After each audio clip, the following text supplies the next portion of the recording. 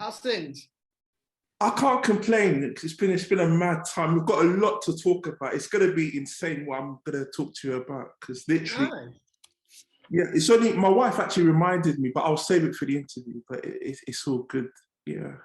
Oh, good, good. What's that behind you? What's what? What's that behind you? Oh, just a big piece of art. Wow. Yeah, it was a birthday present. And I was like, well, I like that. Excellent. Excellent. Yeah, I'm a collector now. Are you? You do so much. I'm just thinking. No, I'm not a real collector. I'm a fake collector. A collector's a collector, especially with something. I know what I mean. It means you've got a few bits of art, but I'm not actually a collector. Now, once you collect one, you're going to collect a load more. But you said That's that was it. That's it. All right, let's do it. You ready? Yeah, man. Cool, let's do it. Nathan Bryon, good to have you on the Screenlately show. Good afternoon. Hi, thanks for having me. How are you? I'm not too bad, not too bad. I'm just recalling the last time we actually met in person. I believe it was in Leeds, some 4 or 5 years ago. Do you remember? What were we doing in Leeds? It was some film festival. Oh, okay. Yeah, that sounds about right. I did go to a film festival in Leeds, but I can't quite remember. Yeah, it was. I was there with Claire, and you were there with Teresa. Yeah. Yeah, I'm not sure, but I'm sure the name of the festival base. And it, or was it No Gloss? Maybe. That's the one. That's the one. Oh, okay. In which case, I do remember it, and it was brilliant because it was in like this warehouse. That's right. They had loads of craft beers and amazing films. Yeah, it was a vibe. Total vibe. So remind me what took you and Teresa there. Did you have a film there, or? Yeah. I think we made. I'm not sure. Yeah, I think it was our film Bossman that was there. And yeah, I think that's why we were there. And then I think Tree was doing a panel talk there. So I went for the day and to watch myself. And what is it like watching yourself? Do you know what? Back a day, I didn't really mind. Whereas now I absolutely hate it. I've actually, back a day, I'd watch and almost enjoy. I don't know. Everyone was like, what? Why are you like this? And then now as I've got older, I don't enjoy it anymore. I don't know why. I'm just like, maybe it's because I care more and I'm more analytical of what I know to be skill. Whereas when I was younger, I was like, I'm just glad I'm at the party, you know.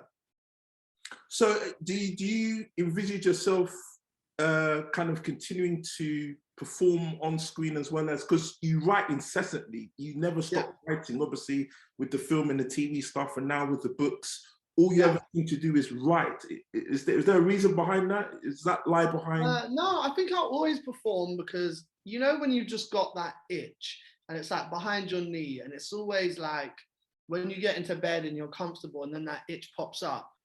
That's what acting is. It's my itch. It will always be there. I love to do it. I'm always going to love to do it. I will always want to do it. Writing is like therapy. So I have to do it. And also stories come into my head all the time. So I need to get them out. Otherwise, I won't be able to make simple life decisions that I'm not very good at making anyway. We'll come on to that. But with regards to writing and creating, I read an interview with Samson Ko the other day where he talked about where his career trajectory would have gone if it wasn't for acting. He had plans to be a footballer. Oh, amazing. Yeah, very talented. What plans did you have? If it wasn't I had none. None. I had no plans. I was Nathan, no plans. It was either this works or it don't work. And I think I can say it's just about working. No, yeah, I left school with some really, really shocking A-levels. Really bad A-levels, but somehow managed to get a place at uni. I mean, I don't know what this uni must have been just taking anybody and everybody, but they took me. But I turned down the place anyway. I didn't want to go to uni. I just wanted to try this acting, writing lark. And we thank every God possible that it's kept me afloat up until now. And were there dark days? I'm sure as a creative, we all have our dark days. Were there days when you thought, I can't do this anymore? It's just Oh man, never. I can't do this anymore. No, because I don't know. I've never had a day where I've gone, I'm going to quit this. I've had broke days. I mean, listen, I was broke until I was about 23, just before I got Benidorm. I was on the 2 bottles of wine for a £5.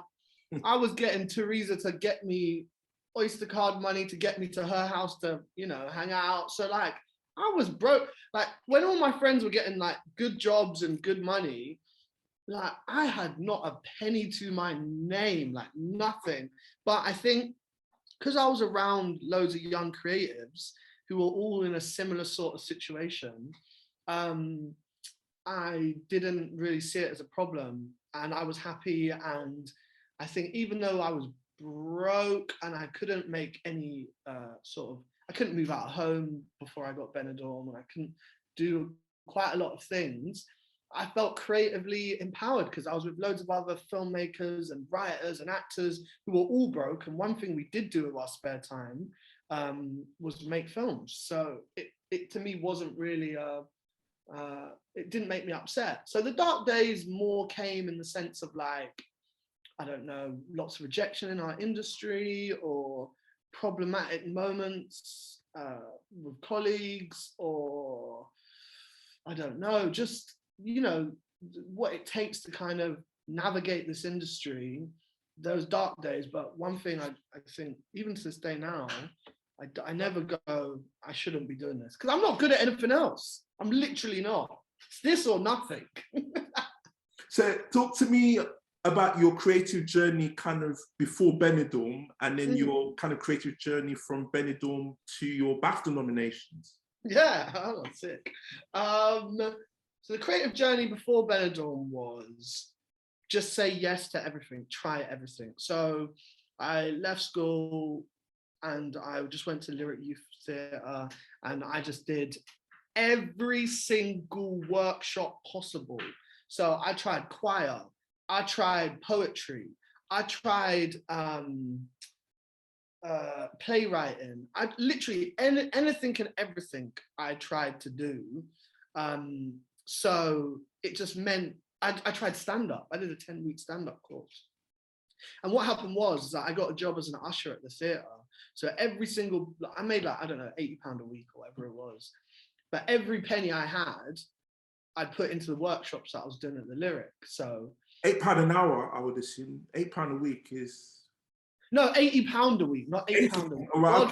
Did £8 a week. Moderate, I wouldn't be able to get my 2 bottles of wine with that. I'll tell you that for free.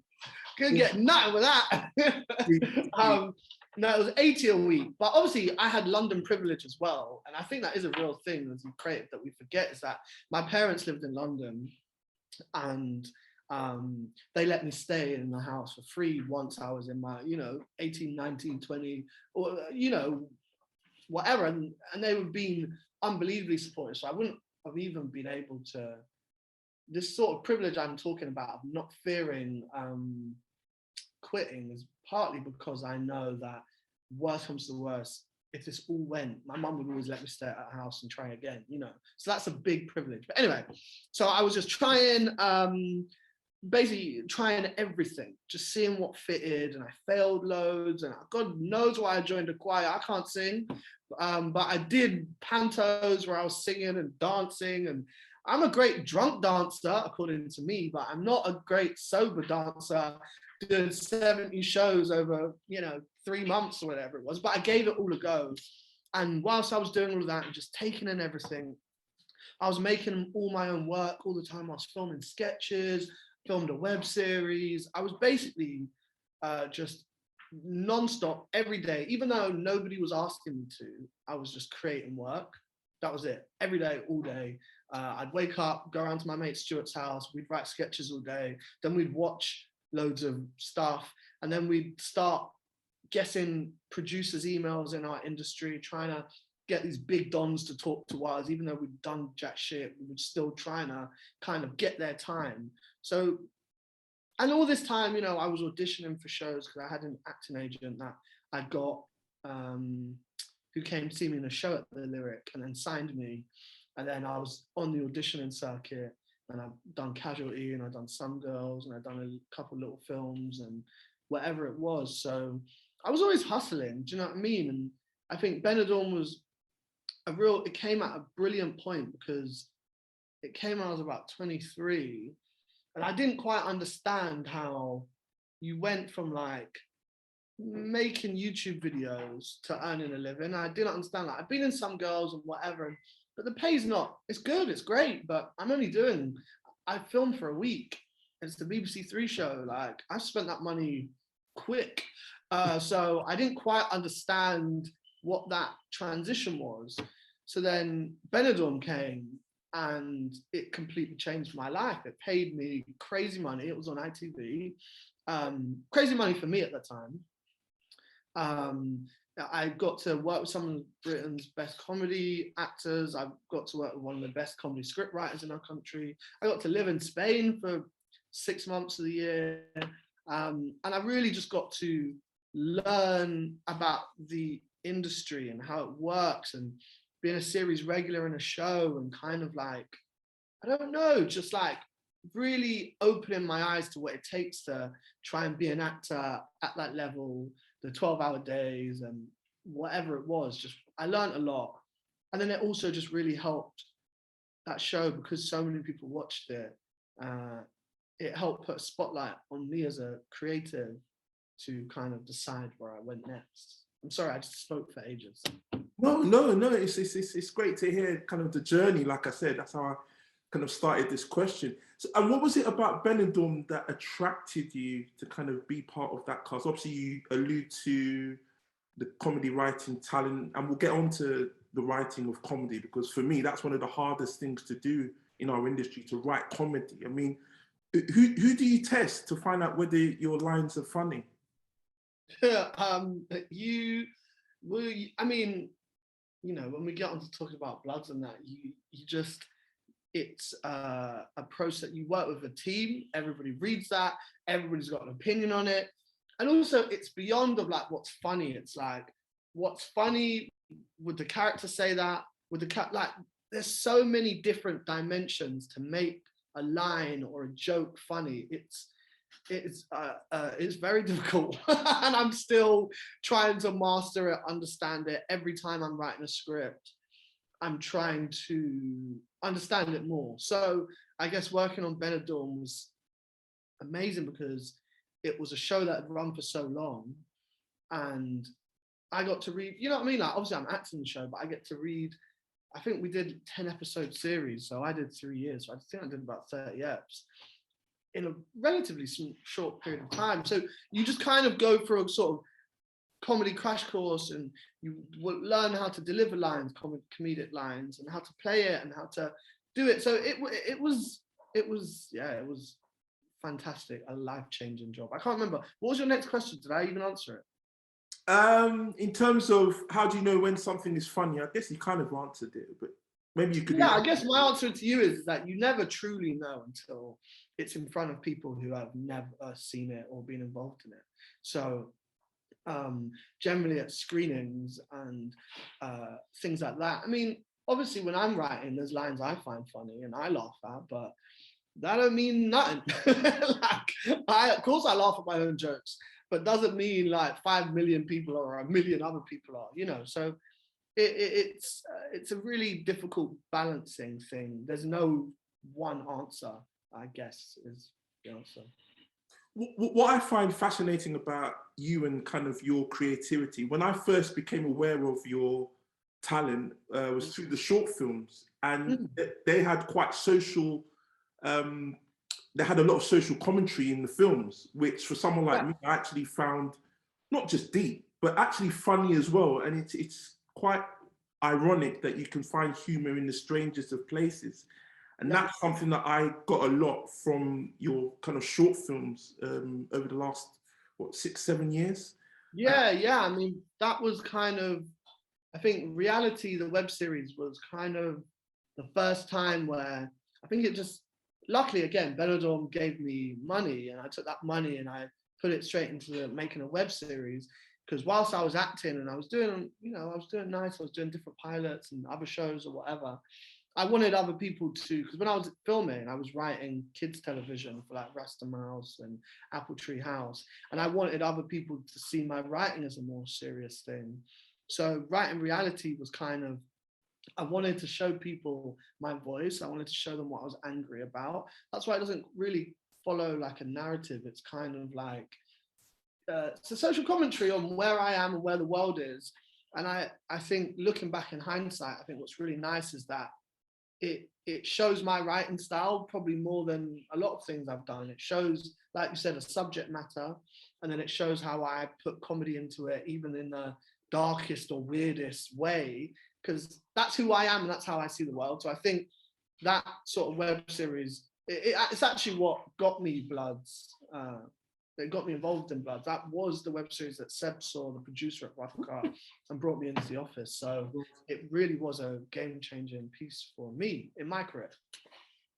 And just talking of kind of game-changing things, I was minded. I watched Leroy the other with you and Karl Queensborough, who went on to star in Hamilton. I mean, phenomenal. Did you get a chance to watch Karl in Hamilton at all? Oh yeah, man. I've known Karl since I was like 15, 16. So we've literally grown up together, and watching his rise has been joyous. Like I saw him in Hamilton, and I just thought he's a superstar. He's like, it's almost superhuman to see him rock the stage so easily, and effortlessly. So yeah, it was incredible.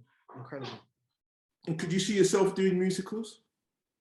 No, no, definitely not. No. Why not? I do not have that skill set, and I'm completely happy to watch other people who do. I don't have it. A musical is. I'd consider writing a musical, but I no. No problem. So let's talk about your creative journey then, from Benidorm to your recent BAFTA nominations. Congratulations on those. Obviously, thanks, man. Thank you so much. You didn't end up winning, but I'm sure the journey is just as sweet as the destination. Yeah, the journey has been a joy. It's been a total joy, and it's been discovering. It's just been a joy. Like I love working. I love being busy.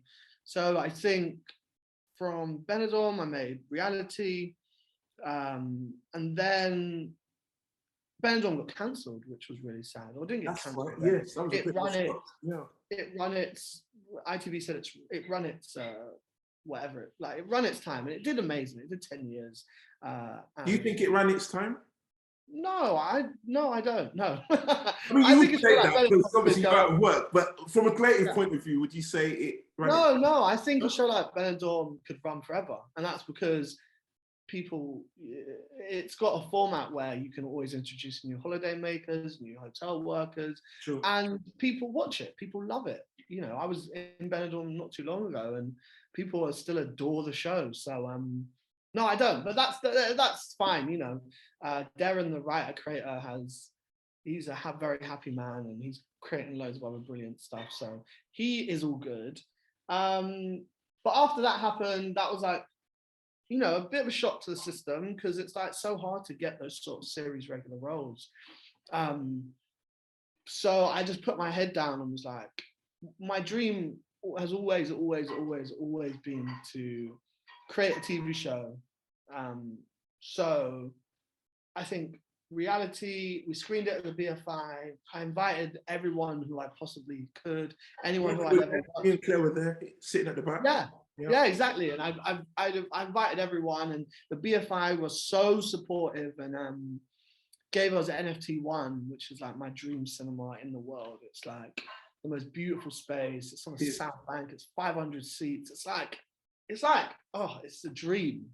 Anyway, Seb, the producer at Rough Cut, saw Reality and called me in for a meeting, and he wanted to try and develop Reality into its own TV show.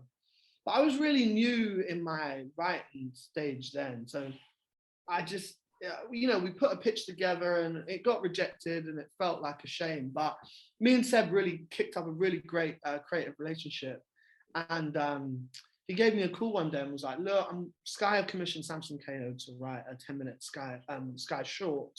And Samson's obviously the busiest, funniest man in the world. Would you be interested in co-writing this short with him?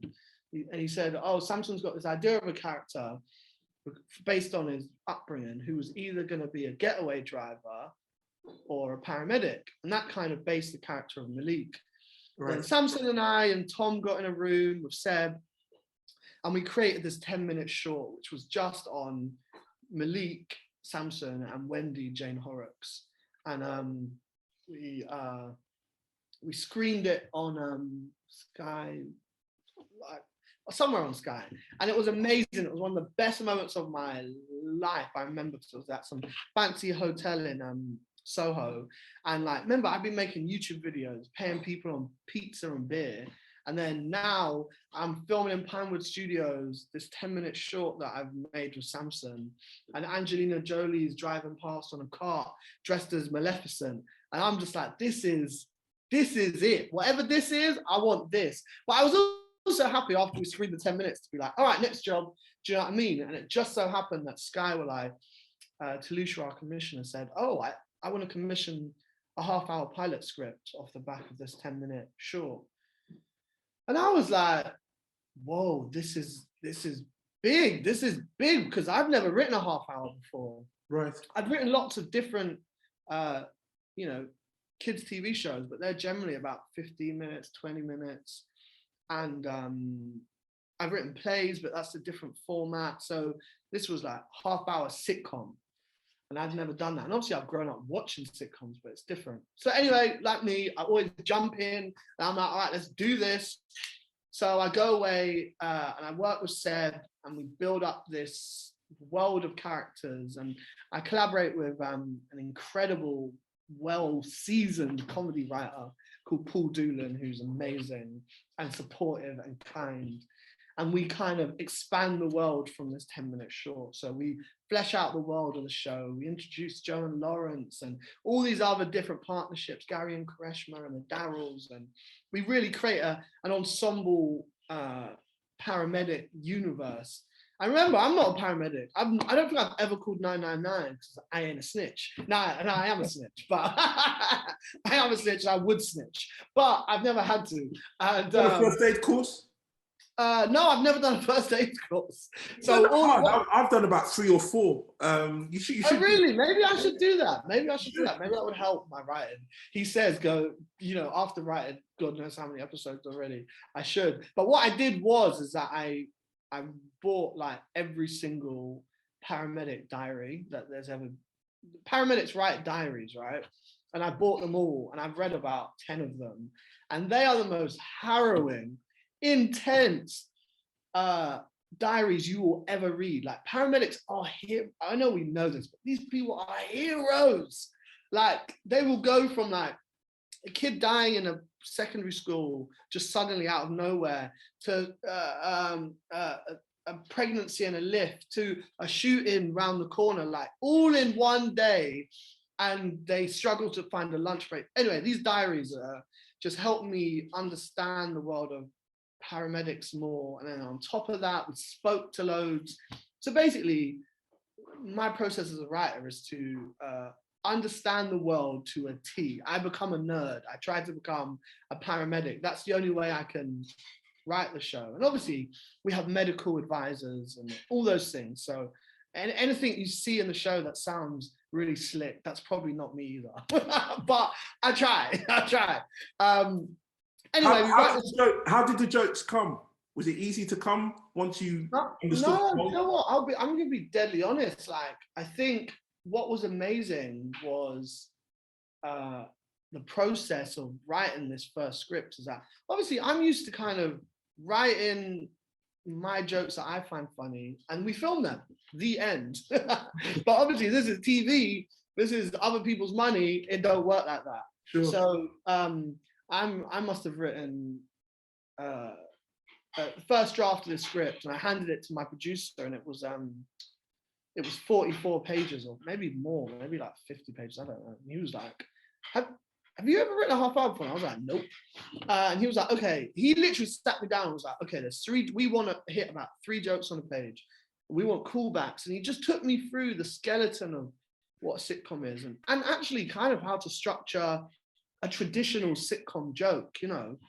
And that comedy comes from reverses and lies, and it comes from all these different things that maybe I'd never thought about. I had instinctually, like, we all know how to tell a joke to try and make people laugh, but to craft one on a page is like a different breed that I'm still learning now. The more, I just figure that the more I do it, the better I'll get. So I'm just trying to take on as much as I can to get better. So no, the jokes did not come easy, and they still do not come easy. But I think of the jokes as character. So I don't go, let me try and write a gag. I think of like, what would the character say in this to try and make it funny? So yeah, I can't remember what I was waffling on about, but it's okay. And talk to me about the moment you heard that Bloods was nominated for a BAFTA, not just 1, but 2. Yeah. I was hungover as hell because I was at the RTS Awards the night before, because Samson won Best Comedy Actor for Bloods, and it was fantastic. And then I turned on my phone in the morning, and my phone was just pinging off. And like, obviously, being nominated for a BAFTA has been a dream since forever. And, you know, I believe in audacious thinking. So I always believe that, yeah, I have to believe it's going to happen one day. But I didn't know when that one day was. And this is my first show that I've co-created and I've written. So I was expecting to go through way more hoops before I was even nominated. So I was surprised and overjoyed, and I felt proud, and I felt all the hard work and blood, sweat and tears we put in that first series. It was a joy. So I was buzzing. And even though we didn't win, the whole BAFTA experience has been lit. Like the way BAFTA have treated us, all the parties, all the panels, all the people I've met at the awards, it has been incredible and an honor to know that I was there. I was included, and that was fab. Now, I spoke with Johnny Salmon last week on the Screenlately show. Something that occurred to me as I'm talking to you, and obviously when I spoke with him, how surreal was it to kind of see you and your peers at the RTS Awards, most of them winning or nominated, and then seeing the same heads at the BAFTAs? I mean, how often does that happen? No, I mean, I don't, this is what I mean, like seeing Ajani winning, remember, because I first met Ajani at the Screen Nation Awards years ago. And I was with Kyle and Nicole, and I think his web series won and my web series won, and we were just in some bar in Piccadilly Circus or wherever it was, and we were just gassed young creatives. And now I'm seeing the exact same people at the BAFTAs, at Mo's Black Excellence After Party, and we're all up there, you know, having the time of our life. It is a dream. That is exactly what we all manifested, we all said, we all wanted. And then we're all up in Mo's shacking out. Like, I've known Mo for years. I used to put on little comedy nights back a day. Mo would come down and absolutely kill a set. So yeah, just watching all these people that I admire and I rate just, you know, go on and take the world. Wow, it's sick. Now, before we go, I must tell you about Look Up, the book. Now, funnily enough, literally the other weekend, we just celebrated, me and Claire, our second daughter's first birthday and her congratulations! Thank you, thank you. Now, we invited friends and family, and one of the gifts that we received was your book, Look Up. And it was Claire that actually reminded me, said, isn't that Nathan? Yeah. You're the same Nathan that's writing all these children's books. I mean, fascinating. I mean, tell me about the pivot to writing children's books. And there's quite a story behind Look Up as well. Yeah, no, to be honest, writing kids' books was a complete plot twist, if I'm completely honest with you. I had no plans on being an author, really, because I'm not a very good reader. I struggle to read, I always have. And it just so happened that I pitched a story to an animation company in Soho where my partner was working, and they turned it down. And my agent was like, this would make a really good picture book. And I'm like, well, I don't write picture books, so I don't really know what I'm going to do with that information. Then I got a big tax bill through that I didn't have the money for. And I started panicking. And I said, I better learn how to write a picture book. So I went to Waterstones, and then I bought loads of picture books. I just bought all the top shelf, all the big hitters I just bought. And I've read them all. And I studied them. And I wrote the first draft. And obviously I've worked closely with Dapo Adiola, who is probably now one of the biggest illustrators, maybe in the world, maybe in the country, whatever. And I worked really closely with him to kind of create Rocket, build our first story, and promote it, which I think it's gone pretty well. So yeah. And then we got booked with Penguin, and they're amazing. I don't know, I'm skipping over lots of bits, but working in the publishing industry, one thing I will say is that my experience has been fantastic. Like, I'm talking from all the support we get, going to all the book festivals and bookshops up and down the country, to all the kids on World Book Day dressing up as Rocket, especially the young Black kids. Like, it's one of the best things. I'm so proud of being an author now, and I read more now. I'm finding reading easier. So yeah, man, it was a plot twist, but now it's like a huge part of my life, and I'm writing loads more books, and I'm working with Dapo loads, and it's fantastic. So thank you. Now, like I said, my daughter's just turned 1, and I've got another daughter who's 4. They're probably not old enough to kind of process this interview, but when they grow up, I'd like them to see this interview and see the person that wrote that book, Look Up. So if you could speak to them now, tell them the inspiration for Look Up and why it's such an inspirational book. So Look Up is a story really for us all, especially in this modern age, to kind of look up from our technologies that we are obsessed with. Like, I am obsessed with my phone, sadly. And it's to be present in the universe and look at all the beautiful things around us. That is the sort of inspiration. I was forever always refreshing my emails to see if Steven Spielberg had emailed me. He has not. And I just needed to be more present in the world. I needed to enjoy the beauty. So that's how the story is created. Like, I am in the book Jamal, Rocket's brother.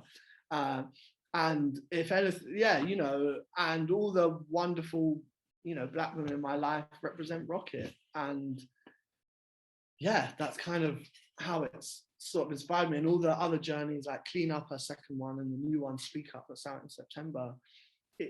It's all about Rocket's about making the world a better place and inspiring us all to enjoy the world and treasure it. And it's also a message to me to do the same. On that note, Nathan Bryon, thank you very much for joining me on the Screenlately show. It's been an absolute pleasure. Thanks for having me. And I'm a huge fan of you and Claire, so thank you. Thank you. Checks in the post. Thank you. Good. The Bohemia Euphoria Film of the Week on Choice FM UK. Amplifying the voices and stories of underrepresented people through film.